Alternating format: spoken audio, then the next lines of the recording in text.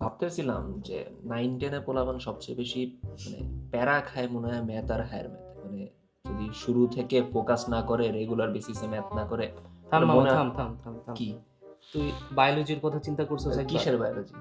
বায়োলজির SSC যে biology, এটা তুই কি তুই ম্যাথের একবার আর্গুমেন্টে একবার বায়োলজি বই, আনতেছিস হ্যাঁ অবশ্যই, কেন? তুই একবার বই পড়ে দেখছস এসএসসি বায়োলজি? পড়া লাগে না, না এখানে পড়লে পারা যতগুলো যায়। ইনফরমেশন আছে, তোর দেহে যত কোষ আছে তার চেয়ে হ্যাঁ, বেশি ব্যাটা।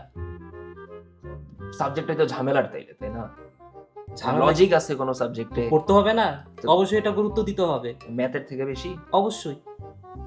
ঠিকই আছে। আসলে মানে কেমিস্ট্রি তো মনে কর বানের জলে ভেসে আসা একটা জিনিস, আর ফিজিক্স তো এমনিই আসলে পারা যায়। আসমান সেটআপ কা খাজুর নাট কেমন একটা জিনিস।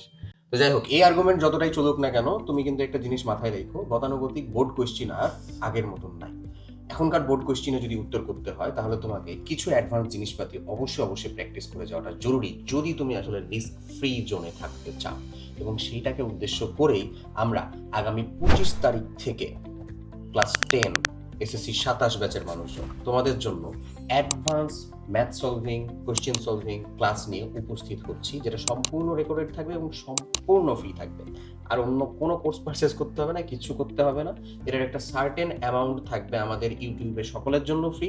আর যারা আমাদের কমপ্লিট একাডেমিক প্রোগ্রামে যুক্ত আছো, তাদের কাছে 25 তারিখেই এই প্রোগ্রামটার পুরোটা অ্যাক্সেস চলে যাবে ইনশাআল্লাহ।